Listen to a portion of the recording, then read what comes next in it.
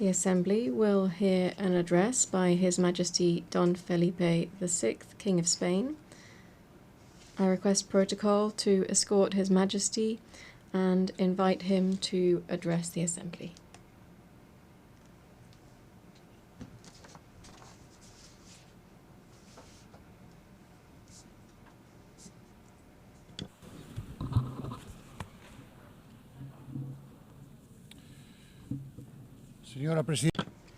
Madam President, Mr. United Nations Secretary General, heads of state and government, ambassadors, authorities, ladies and gentlemen, a very good morning to you.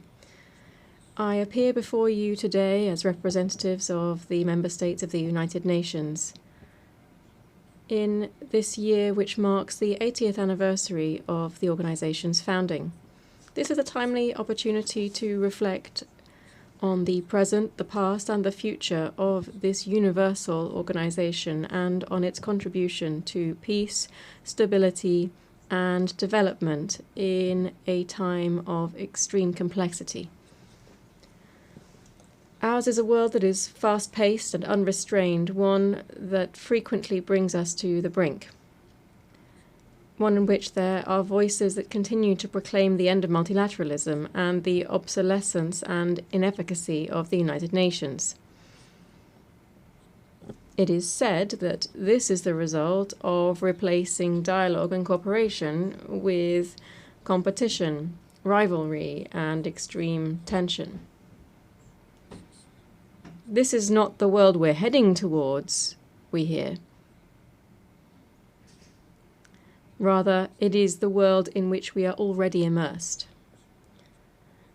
In response to this sense of disintegration, we must acknowledge that times have indeed changed and we need to adapt, even anticipate, without retreating into idealism, complacency, or short-sightedness. But it is precisely at this time of uncertainty that we must read the signs of our time clearly to avoid repeating the mistakes of the past and entering irreversible spirals. We are aided in this by memory, which is the most valuable tool that any generation possesses to confront its challenges. The memory of the 20th century calls to us each time that we gather in this General Assembly. It reminds us why this house of the international community was created, under which circumstances it was born, and which dark chapters of history it sought to close definitively. Let us hear in this hall once more the opening words of the preamble to the Charter of the United Nations. They begin, "We, the peoples of the United Nations, determined to save succeeding generations from the scourge of war." Which of the great ideals enshrined therein, peace, dignity, equality, justice, progress, has ceased to be relevant or to represent an ethical imperative? On which of these paths have we advanced sufficiently over these 8 decades to be able to declare that the journey of multilateralism and cooperation is complete? The silence in response to these questions is the clearest evidence that the United Nations is not only useful, it is indispensable and irreplaceable. Believing in the United Nations is believing firmly in the universality of the principles and values enshrined in its charter and in the Universal Declaration of Human Rights. It is to resist the temptation of diluting them with specifics, relativisms, or exceptions. Because the dignity of the human being is non-negotiable.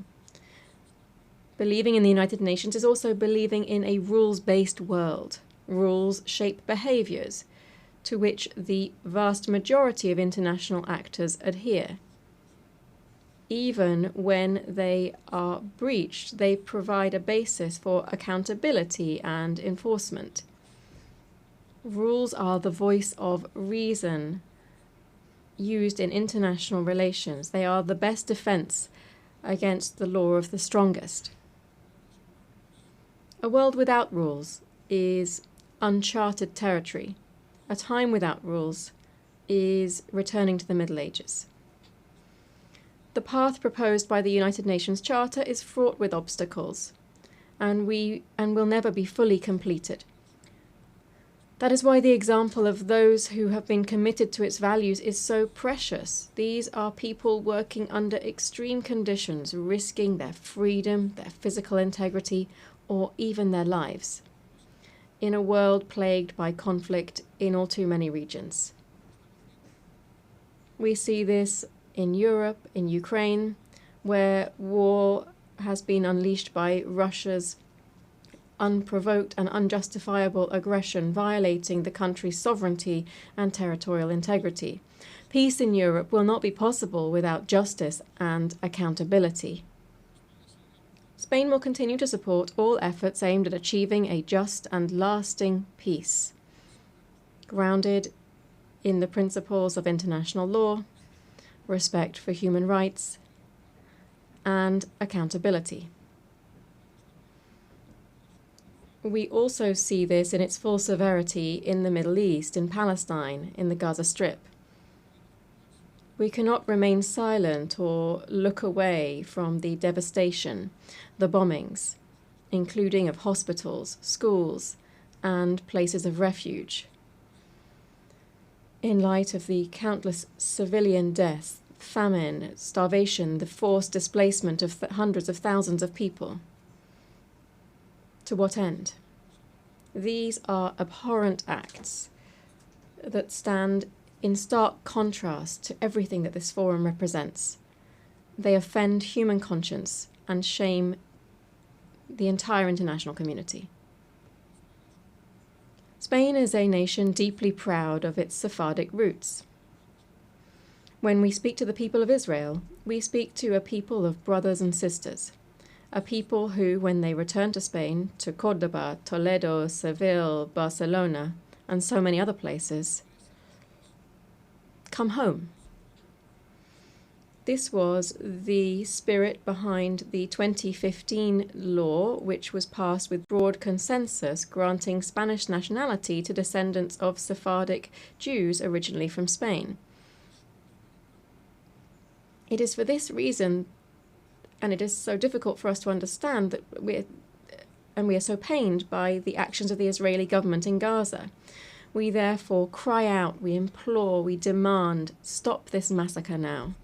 No more deaths in the name of a people that is so wise and ancient, who have suffered so greatly throughout history. Let us be clear. We unequivocally condemn the heinous terrorism of Hamas, especially the brutal massacre of the 7th of October 2023 against the Israeli population, and we recognize Israel's right to self-defense. But with equal strength, we demand that the Israeli government fully uphold international humanitarian law throughout Gaza and the West Bank. We demand that humanitarian aid be delivered without delay, that a ceasefire be established with guarantees, and that all hostages still held by Hamas be released immediately. The international community must shoulder its responsibility to achieve as soon as possible a viable solution that would include the existence of two states, the recognition of the state of Palestine by an increasing number of member states of this organization, to which Spain added its voice this past May, must contribute to achieving a just and definitive regional peace based on the implementation of United Nations resolutions and on the universal recognition of the State of Israel. President, delegates, as we know, many conflicts are both caused by and result in resource scarcity, state fragility, and inequality. The gap between current realities and the fulfillment of the 2030 Agenda remains vast, and the current funding shortfall for sustainable development exceeds $4 trillion per year. The call for efficiency and resource optimization made at the 4th International Conference on Financing for Development that we held recently in Seville must be sustained. Accordingly, Spain, in line with the consensus-based commitment adopted there, has launched the Seville Plan for Support to Multilateralism. We have increased our contributions to international development funds, and we have reaffirmed our commitment to defending human rights, gender equality, and the environmental transition, which are central and distinctive elements of our foreign policy. Allow me to briefly address each of these three areas. First, human rights. Spain is, as of this year, a member of the Human Rights Council, enabling us to continue advancing causes such as the fight against racism, the abolition of the death penalty, and the promotion of economic, social, and cultural rights, while at the same time persisting in the struggle against all forms of discrimination. Because we support plural, open societies in which all citizens participate, and we are concerned by the erosion of democracies, the growing disaffection towards values that are essential to democratic coexistence.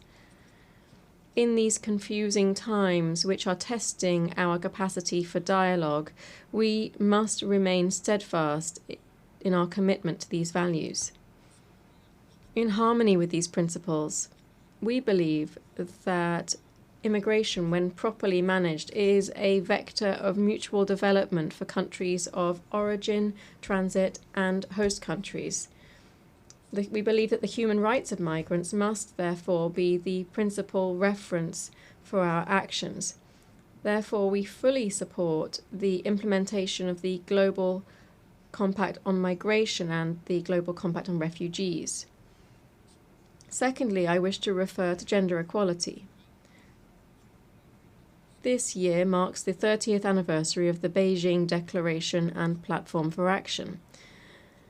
It is therefore a fresh opportunity to reaffirm our commitment to real and effective equality. This is not merely a step forward in human rights, but above all, a matter of justice. Spain aspires to remain a global beacon in areas such as sexual and reproductive rights, the fight against sexual and gender-based violence, and the increased participation of women in leadership roles and in decision-making processes. Third, the environment. The triple planetary crisis that we are facing, climate change, pollution, and biodiversity loss, demands strengthened governance and sufficient resources to accelerate a just energy transition. This must enable us to triple renewable energy capacity, double energy efficiency, and to continue decarbonizing our economies. These are goals that are as ambitious as they are essential, and doubt must be completely excluded from the equation here. Spain calls for consensus and ambition ahead of COP30, which will be held in Brazil this November.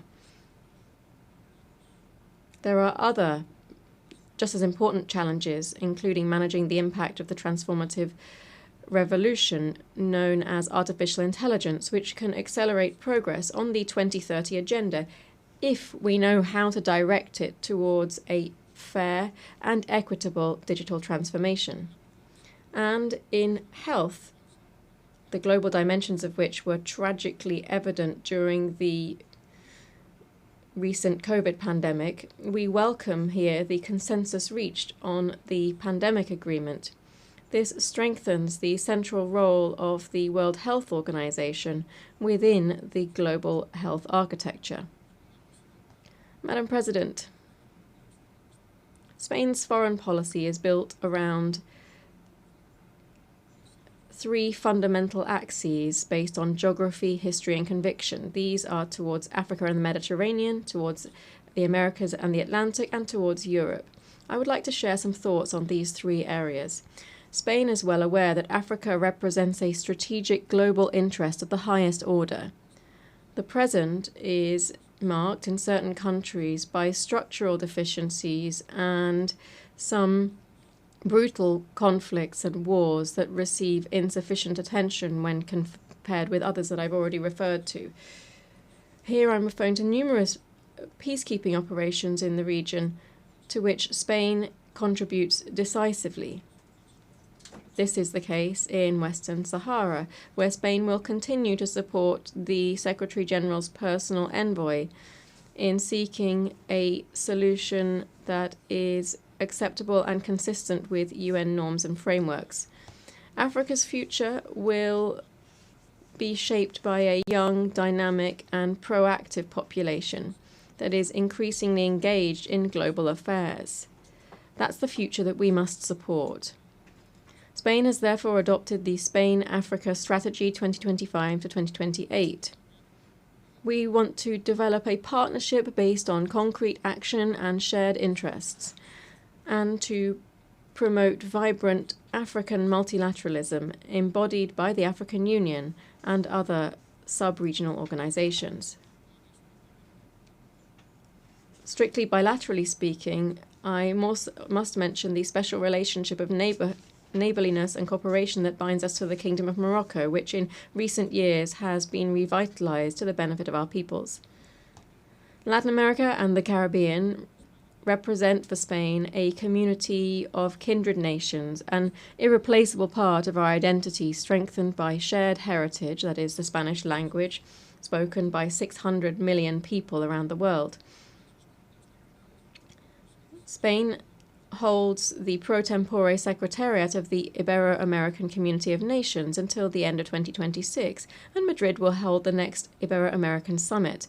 We will continue to support the EU's engagement in the region, which will culminate this year in the EU CELAC Summit that will be held in Colombia next month, November.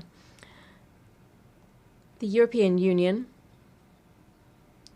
is one of the greatest achievements of concord and a model for multilateralism. Its voice is more necessary than ever in these times. We therefore advocate for a union that is increasingly effective, cohesive, secure, and competitive on the global economy. I think it's important to recall that on the 11th of June this year, we launched a definitive political agreement regarding the key aspects of the future accord between the European Union and the United Kingdom. This was a historic agreement that respects Spain's position on sovereignty and jurisdiction over Gibraltar, which will bring confidence, legal certainty, and stability to the lives of the populations of the Campo de Gibraltar and Gibraltar itself. Madam President, I began speaking about the past and present of the United Nations, and I shall dedicate my last few words to its future. In these times of severe budgetary constraints, I call on all member states to reaffirm their commitment to this organization. I encourage all of its personnel, led by the Secretary-General, to persist in their enormous efforts towards efficiency and effectiveness, prioritizing those areas whose neglect would represent an unacceptable breach of the ethical standards that must always guide their work. We continue to believe in the need to advance reform initiatives, and we offer our capacity for dialogue and consensus building, as well as our firm multilateral conviction in this endeavour. On this 80th anniversary, which coincides with the 70th anniversary of Spain's accession to the organisation, I wish, Madam President, to renew my country's recognition of all of the men and women working within the United Nations. You are the custodians of the memory of the 20th century and the guardians of the hopes invested in the 21st.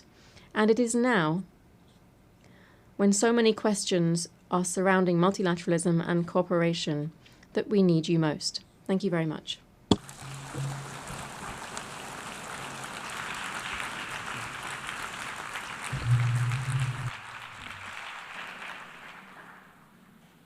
Au nom de l'Assemblée générale, On behalf of the General Assembly, I wish to thank the King of Spain.